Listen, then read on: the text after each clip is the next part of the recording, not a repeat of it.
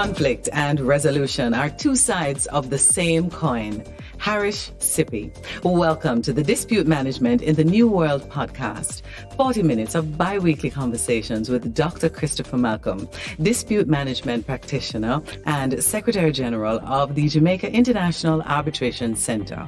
I'm your host, Roxene Nickle. Today, our conversation focuses on financing development in emerging economies, policy investment, and disputes resolution. Hello, Dr. Malcolm. How are you, Roxene? I am well. So let's get right into it. Sustainable development is a major goal, both in the macro and micro levels in the countries, in all economies. So why do we need to focus on that in relation to dispute management? Any mechanisms that you put in place to support development will necessarily involve a series of connected contracts. You will, for example, let's say you're building a road, which is a development initiative. In that road project, you will have, let's say it's being supported by the government being the developer of the road. The government will engage contractors who will design the road, provide engineering services, provide contractor service, and at each stage, you will have a main contractor with subcontractors and with all sorts of other persons involved. And the hope is that by building that new road, you will open up areas of your country, which will become more accessible for development purposes. People can build new homes, they can build new villages, they can build new towns, they can build new cities, they can do a host of things around it. Now, what is critical in that, as I just mentioned, is that you have a series of connected contracts. And for each contract, you have parties. And the moment you have parties, you have the possibility of conflict. And the moment you have possibility of conflict, you have a need for settling those conflicts or resolving them. So dispute management comes into the core of that. And of course, if we were to take that a little further, the project itself will have various components, some of which are financial, some of which are social, some of which are cultural. So let's say, for example, you're thinking of building a road through a forest reserve. Right. Then the question is, what are the climatic or other environmental factors to consider? Are there rare animals here that need to be taken care of? And so you now start thinking of cultural rights. You now start thinking of people who benefit from hunting animals, for example, in that area. And of course, the question is, how do you finance it? You start thinking of financing. Do you go to a bank to source financing? Do you have persons coming in, bringing equity into the project? And again, at all of those levels, be it of a financial nature or otherwise, you have the possibility of conflicts, therefore the need for resolution, therefore the need for dispute management. Just like what we're having now through the cockpit countries and what is happening, we have flora and fauna. You believe that if they had probably gone that route, we're assuming that that would have made it better if they sat down and looked at the issues that could occur. It would have not reached to the stage where we have all these demonstrations and persons who are within the community are having these issues. There's always a conflict between development and retention of sociocultural artifacts and so on. I recall, for example, if I were to Jamaicanize it a bit, I recall, for example, several years ago, many years ago, when they were thinking of expanding the road in Ligani. And that expansion, at the time, there was a big guango tree that was in the road. And I recall a former minister who was then responsible for utilities and public works saying, if I must go to my grave with the guango tree on my chest, this guango tree is going down. And the guango tree went. And I recall years ago, for example, similarly, in Barbados, at this point on the west coast where they have now built a development, I won't call it the name of the entity that is there, there were a number of cotton trees and other older trees that were there, which were supposedly there from the point Barbados always was. And that development required that those trees, if it were to happen at that point, that the trees be moved, and the trees were in fact moved. And there was, of course, a big public uproar about it as to whether or not you should be getting rid of something that has always been there and is a part of the cultural and social retention of Barbados. Right. But at the end of the day, a decision was made that while we want to retain, we also recognize that there are things which we're going to have to move and things that we're going to have to change. So we cannot fool ourselves into thinking that the development process is always as simple as, well, I want to do something, I do it, or as simple as, we want to retain these things, therefore we retain them, because there's always that conflict. And the question is, how do you best manage it so that you do not develop and spoil the future of the rest of everybody else? Because that is really the battle, you know. The battle is, while you're thinking of now, how do you preserve for the future? So now, while we're talking about development, what is meant by the term developmental agenda? Well, the developmental agenda is there were prior to 2015, there were a series of millennium goals, for example, if you think in the UN context, that were established as to what they thought persons should be aspiring to in terms of trying to get people to a point where they felt their development needs were well beyond simply growth, but more in terms of sustainability and in terms of looking at the whole person and whole economies. Subsequent to that, you had the post-millennium goals objective under the post-2015 agenda.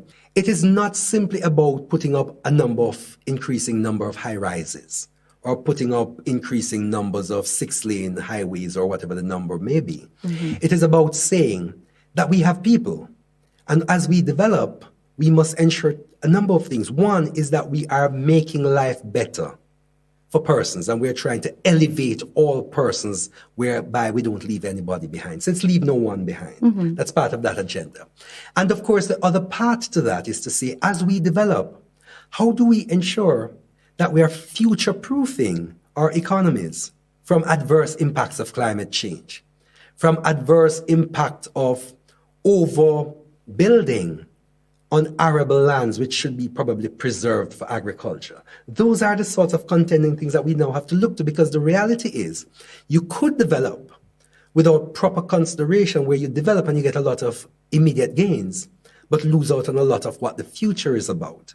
So the development agenda is one which recognizes that it's not simply about gross domestic product, which we normally do measure in, as to what the economy grew relative to last year and the rest of it and so on. It's a question of how are we growing as we develop, with our people in mind, with our future in mind, and with ensuring that we don't have lopsidedness in the development process. Do we always achieve it? No, we don't.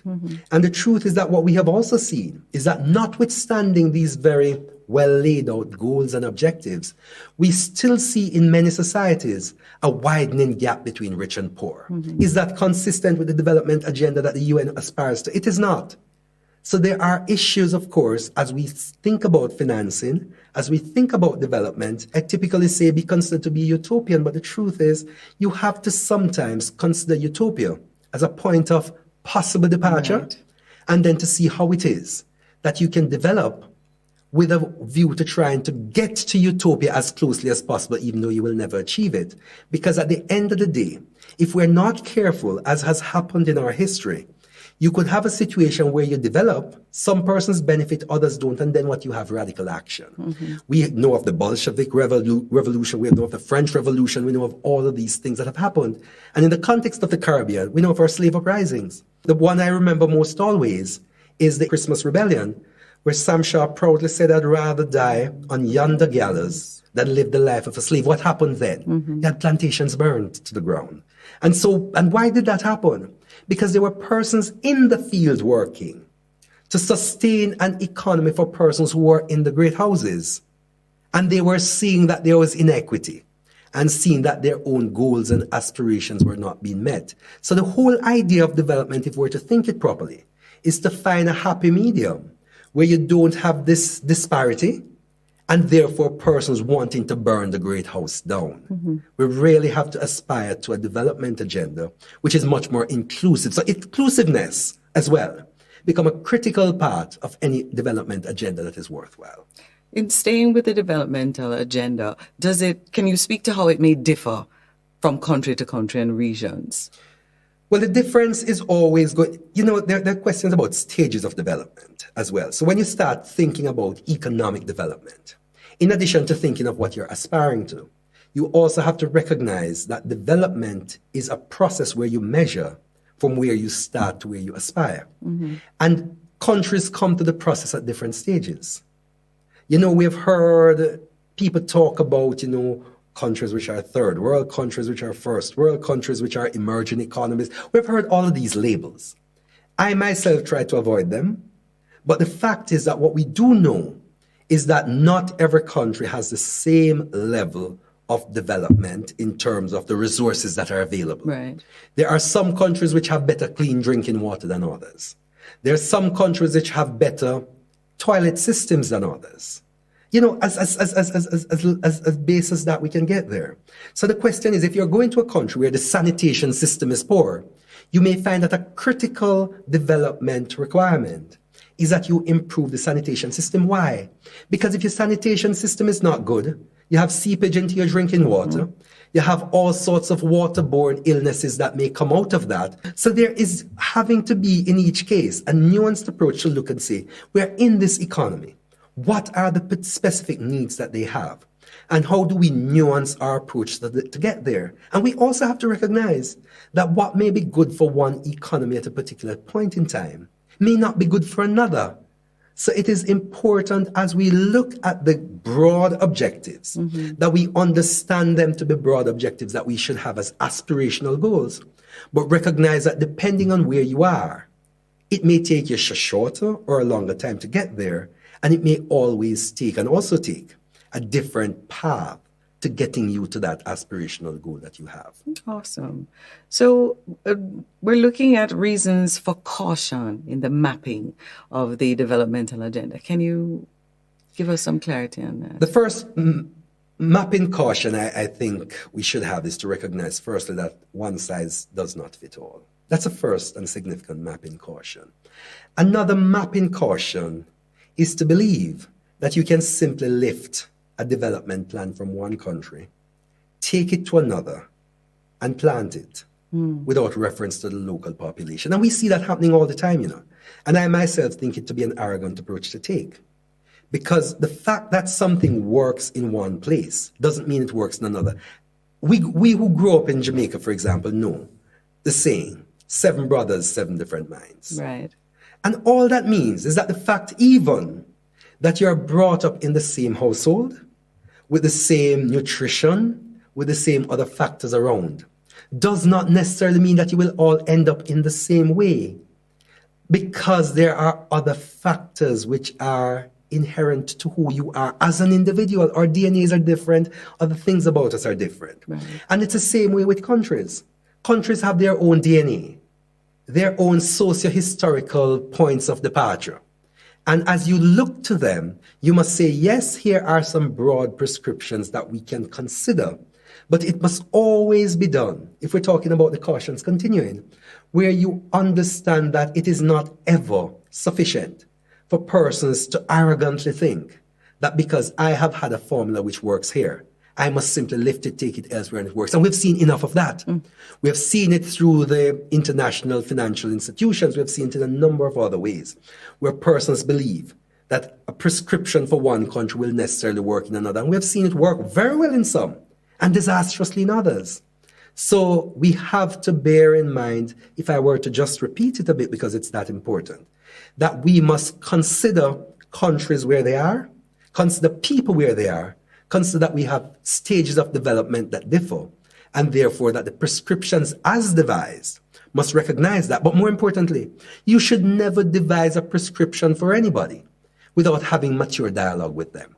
And we should never think that anybody or any jurisdiction or anything is ever so uninformed and uneducated that they cannot understand. Because the truth is, if it is that you're unable to have the persons understand what you're saying so that they can make it relevant to them, perhaps it is that what you're trying to prescribe for them is not for them in the first place anyway. Exactly. Because if they do not buy into what you're proposing, chances are they will not give it the level of support it requires. And without their level of support, it is unlikely that it is going to achieve the objectives you're hoping for.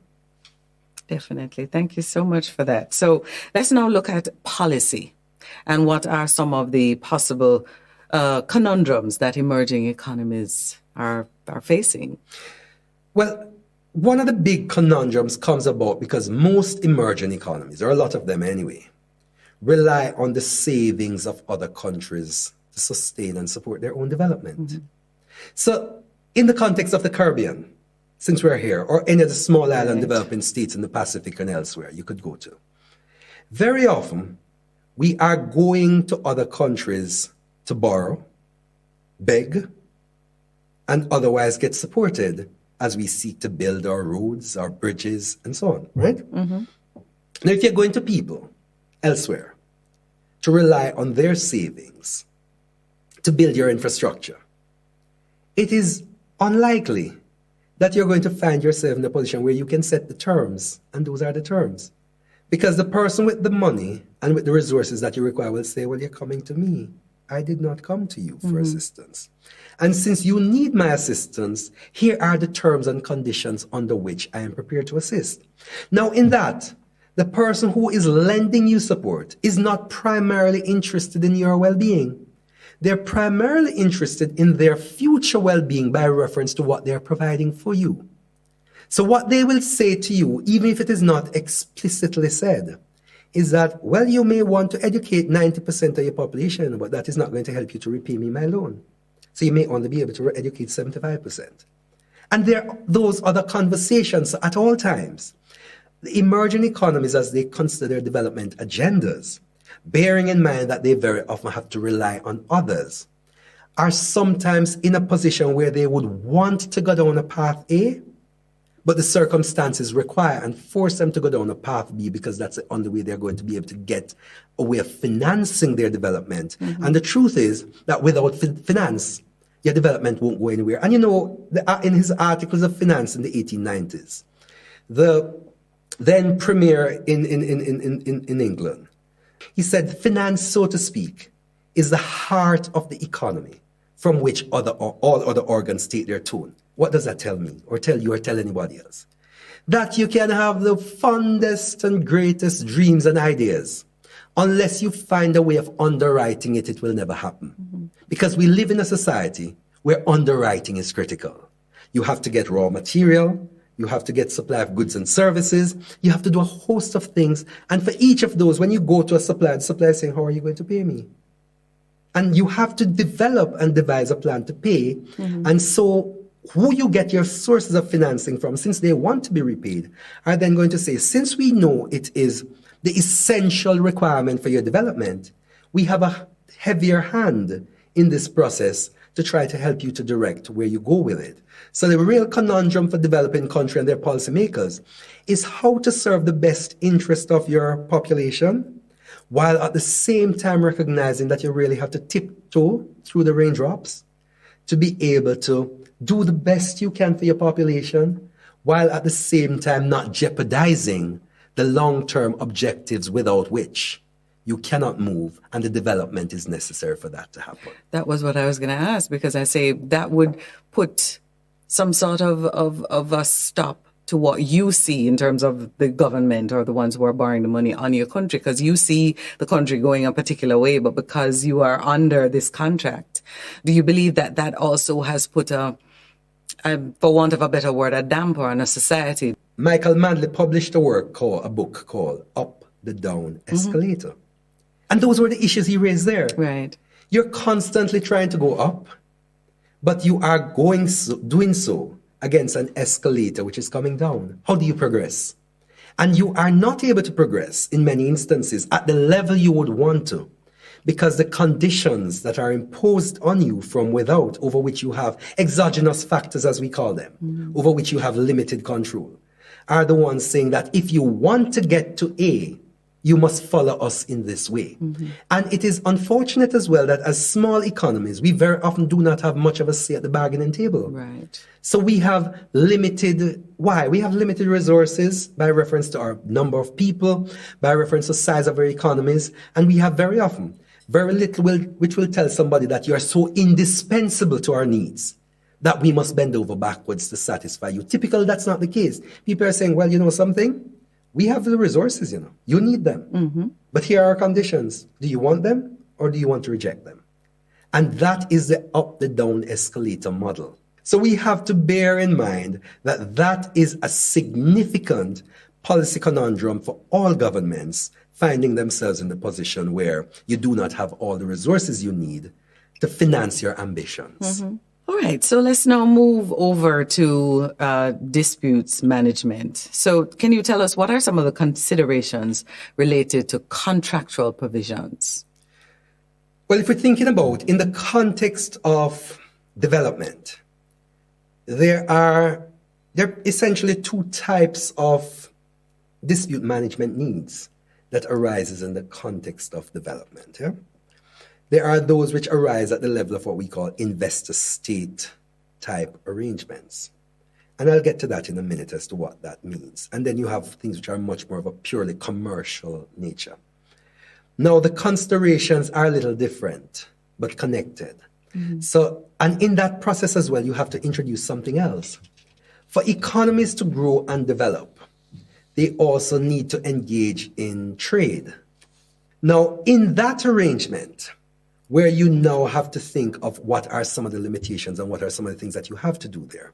If you're thinking investor-state arrangements, typically these arise under what we call multilateral investment treaties, MITs, or under what we call bilateral investment treaties, BITs. Now, those typically are arrived at between countries or among countries, depending on whether it's multiple or simply two.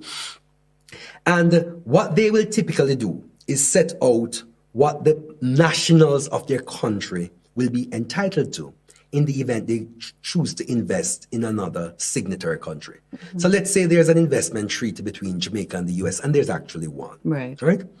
Under that investment treaty, it will say that if a US investor were to come to Jamaica, they would be entitled to get the better of national treatment or equal treatment, whichever is better in the context of their investment. So if an investor in the US were to come to Jamaica and say, invest in a bauxite mine, let's just say that, and something happens where they feel they have been deprived of rights that they should have got under that arrangement, it is for them to bring, and they're able under the investment treaty to bring investor-state dispute matter against Jamaica. Why? Because the way these investment treaties are written, the host state, being Jamaica in this instance, which is hosting the investor, right, will then be entering into that arrangement which says, we are guaranteeing you the protection. And if you do not get the protection you need, then you have a right to claim against us. And it does that because there is this arrangement, which I will not go into in depth here, that says that the parties themselves, once you go into that, there are implicit types of contracts and so on engaged in where the state agreed to be bound in particular instances, right? So what happens there is that those sorts of treaty arrangements, which then become breached if they do, then give you the right of access to an investor-state dispute settlement system, which is operated through the World Bank. And there you will have matters being brought typically for breach of mining arrangements, for breach of energy arrangements, for breach of all sorts of arrangements. And when you go there, matters are heard in an arbitration tribunal to determine who is entitled to what. Then, of course, you have in addition to that, you have in addition to the investor-state settlement systems and their arrangements, you have a situation where investments typically involve things which are considered to be purely of a commercial nature. It's not so much under a treaty, but by reference to the fact that, yes, the investor comes in and he decides to bring in some heavy-duty equipment, which he plans to use and to sell and to do whatever with it. And there is a breach now of those commercial arrangements. Then you can go into commercial arbitration and other methods of settling disputes, which can be there. But what comes out there is that you have defined arrangements, which typically are provided for either under the contract or by reference to a treaty. And even where by reference to a treaty, they're usually contractual arrangements as well, which are backing up the provisions that are included on the treaty. Okay. All right, Doc, we're going to take a few minutes and we're going to look back at the JAIAC hosted Coffee Time webinar that took place in April, which also looked at this topic that we're speaking about. So let's have a look. An attendee to this webinar might well wonder, sort of what is the role of lawyers and of disputes lawyers in particular when you are having these critical discussions about capital, about policy, about structuring and encouraging investment. And the answer, I think, is threefold. One is what Ambassador Hilton highlighted, which is that investors considering allocating and committing their capital to Caribbean markets, as to any markets or jurisdictions across the globe, want to have a sense of confidence that there is rule of law, that there is a framework, an avenue, and a certain amount of predictability with regard to the efficient resolution of disputes. Because as you said, at least some disputes will inevitably arise, and you do not want them to become hurdles to accomplishments of the shared goals. Really interesting and informative details coming from that clip. And don't forget, you can go to the JAIAC's website and YouTube channel for the full-length coffee time video. Let me also remind you that this is the JAIAC's Dispute Management in the New World podcast, having a conversation with Dr. Christopher Malcolm. So, Dr. Malcolm, anything stood up for you in particular in this clip? As you think development, you have to think of various options, for example, in relation to financing. Because as I would have said a little earlier, at the heart of in any investment, any development strategy, is the idea that you cannot do without financing. Financing is critical. It's absolutely critical. Now, when you think of financing, there's several approaches that one could take to financing a development. And typically, financing for any project, be it of an investment, commercial, or other nature, is of three essential types, two really and a hybrid. It is essentially of the nature of either debt financing, which is borrowing money, loans, or equity financing, where people bring capital investment to the project. Or it could be what we call mezzanine financing, which is really a hybrid of the two. So it includes aspects of debt and aspects of equity. Mm-hmm. Now, each will have its own unique considerations. If persons are coming with equity, for example, they are going to come expecting a significant return on their investments. Otherwise, why would they invest? Why would they take equity unless they're going to get a long and sustainable value in a project? Mm-hmm. If they come with debt, and we sometimes forget this, we talk about repayment, but repayment, as we recall with debt, is about repayment of principal, accrued interest, and penalties as they become due. And so we now have to start thinking in that model, what do we do? And sometimes you then try to see, how can we merge debt and equity? Always with a view to getting the best deal possible. There are parties or persons involved, each with their competing interests, right, each with their competing ambitions, each with their own expectations of the project. How do you then put together an arrangement which is geared to managing expectations, geared to providing adequate protection for the parties, geared to providing certainty for the parties so they know what to look to and what it is that they're expecting to achieve? And how do you then communicate that and effectively document that? And this is where dispute management practitioners come in a lot of the times as lawyers. Mm-hmm. Because at each stage you have contracts. And what is a contract? A contract is simply an arrangement entered between parties, which is capable of being enforced by a court of law, subject always to applicable law. Mm-hmm. And it is sometimes oral, or it is sometimes documented in writing. However, we suggest that certainly for any project of a big investment or commercial nature, you would never simply rely on word of mouth. You're going to properly document it. So if you're going to document, how do you translate an idea into something which is properly captured in a document, giving all the levels of protection that you require? And that is where the lawyers come in. But for a lawyer to do that, what must the lawyer do? The lawyer must be aware of the type of project that you want to enter into.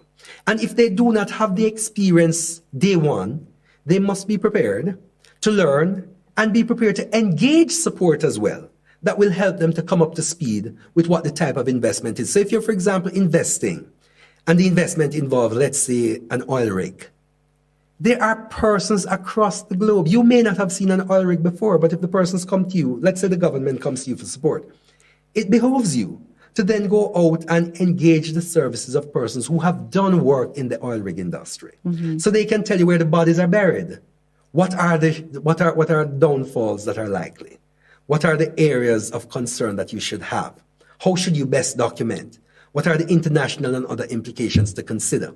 And bear in mind as well that it is unlikely that any major investment is going to be simply contained in a single jurisdiction and have no connection whatsoever to anywhere else in the world. So what dispute management practitioners will do is to assist the parties to ensure that they understand, one, what the critical risks are. So that is getting back to my IAM, which I tend to speak about, which is identification of the critical risks by reference to the specifics of a project. Identification is never an abstract. It has to be by reference to the specific and discrete thing that you're talking about. And having identified that, how do you ensure that there's proper allocation and pricing? Because the moment you allocate, you have to price for it as well. You know? Right. Nobody's going to absorb a risk without being paid for it, if we're thinking rationally. So that is going to be priced into your model. And having allocated and priced, the question is, how do you then ensure that you have adequate systems for the management or mitigation of risks, and ultimately for the resolution of these disputes, which inevitably, or if they do, will happen from time to time? Yes? So that is that process. And in the dispute management side of it, the dispute management practitioner cannot simply be thinking about, well, this is the law, this is the this and that. The question is, what are the financial objectives? What are the models that are in place? What are the people requiring? How do I assist them? How do I engage them? How do I enable them to get exactly what they want in the most sustainable way possible and in the way that will bear them the greatest fruit possible? Well, Doc, you kind of took away one of my questions. What are the contract provisions that you have for dispute management for the parties? Well, the contract provisions, and again, this is something which I think we often overlook. In a traditional sense, we used to hear persons speaking of the dispute management clause in a contract being the midnight clause. What the is arbitration that? clause. And yes, that's a story to it. The fact is, people think of what the commercial objective is that they wanted. That was the traditional thinking. And you try to go out, let's say it's about selling paint. You think of how many gallons of paint you want to sell, what the chemical components of the paint should be, what the tin should look like, and all these other factors, and you ensure that they're properly accounted for, because those are the critical elements in and out of quotes from a business perspective. Right. Having got to the commercial arrangement, and people now determine how much money they're going to make under the contract, they then simply say to one of their associates or something, now that we have dealt with all the critical elements of this contract, go and find a precedent for dispute management that you think could work. In circumstances where what? That person may never have been involved at all in the negotiation process, does not understand what it is that the deal is about. So instead of notes ensuring that dispute management is central to it, you take an approach which is that the commercial side is important, right, but the dispute management side is not, therefore you keep them out. And there's an interesting story about when the Uruguay round of negotiations were happening in relation to the GATT. There was a point where persons felt that lawyers were simply a hindrance to development and things happening, right?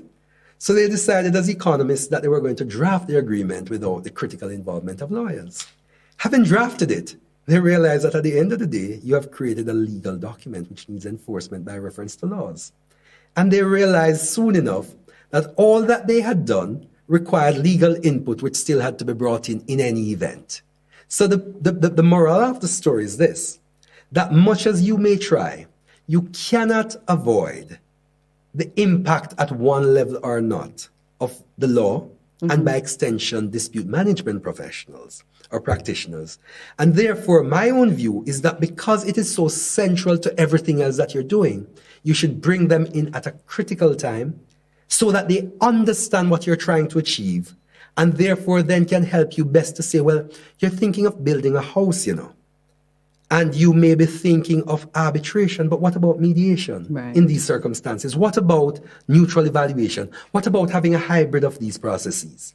So the person there who understands that, yes, the commercial objectives may be good, but if you don't get the contract right and you don't get the provisions right, you are doomed to eventual failure, can say to you early, since you could be doomed to failure if you do not do A, B, and C, we suggest that you give it due consideration now and effectively bring it in. Because one of the things you also need to remember is that the worst time to talk to anybody about changing the terms of anything that you have agreed is when a dispute arises. The best time to talk is always at the point you're negotiating, because everybody has something to give at that point. Right. But after a dispute arises, one party or the other is going to say, I look at what has happened and I have my rights. At that point, if I think I am absolutely right, why would I want to engage in a process with you of trying to give you something that I think I don't have to? Especially if I have securities and guarantees that I can rely upon. So it's best to get it done at the beginning before. It's so you always have less. best, and it is advised, because that is when you have the greatest leverage. And one of the things we need to bear in mind is that dispute management options are options that can be leveraged in support of sustainable growth and development. And I'll give you a good example here. Let's say, for example, you're building a house, right? And you are borrowing money to build it. The developer is also borrowing money, right? At that point, if it is that the contractor stops the work, you have borrowed money from the bank, and interest continues to accrue while nothing is happening, and it takes you 2 years to complete it. By the time you finish the house, you probably have to give the bank the house anyway, because you have lost everything. So what you can then do is ensure that you include a dispute management provision in the thing that can, for example, say that even if there's a dispute, as we try to resolve it, there can be no work stoppage. And that's a simple example. And that can be built out and expanded upon. But by doing that, you're then able to take away some of the contingencies that you have to plan for. And what we do know is that if you're able to remove contingencies from your balance sheet, you have much greater access to your cash flow. And if you have much greater access to your cash flow, you have to borrow less. And if you have to borrow less, you have much less money to pay. Exactly. And the thing is there. So there is an element of dispute management which is not properly canvassed very often as to how, by understanding it, you can learn how better to leverage it in support of what it is that you're looking for, which is profitability, growth, and all these things. And we could go into that conversation at some other time. I know we're absolutely out of time. Completely out of time. And we've learned so much. But right before we wrap, could you remind everyone how to contact the JAIAC? The easy contact is simply to go to the website, jaiac.org, and there you will find all the information you need about the JAIAC. In addition, you may contact the JAIAC by phone from anywhere in the world on 876-416-5390. Thank you so much. Like we did in the beginning, we wrap things up with a repeat of today's quote. Conflict and resolution are two sides of the same coin. Please remember to check out all of our podcast series episodes on dispute management in a new world, available on Buzzsprout, Podbean, Spreaker, and the JAIAC YouTube channel. Until then, I'm Roxene Nickle, and on behalf of Dr. Christopher Malcolm and our production team, thank you for tuning in. This program is produced with the kind sponsorship of the Jamaica Deposit Insurance Corporation, JDIC, protecting deposits for you and me. I save because one day my little business is going to be a big deal. Yeah, and I make sure to put away a little something for him. And thanks to JDIC, deposit insurance protection on my savings gone up. You've been upgraded. Deposits held in commercial banks, building societies, and merchant banks are covered under the JDIC deposit insurance scheme up to $1.2 million per depositor per institution. JDIC. Protecting deposits for you and me.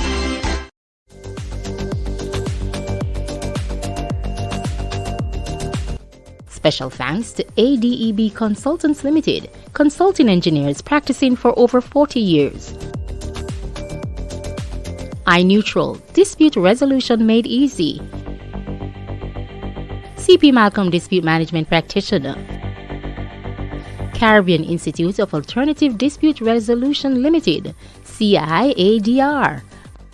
Mona Law Faculty, the University of the West Indies, Mona.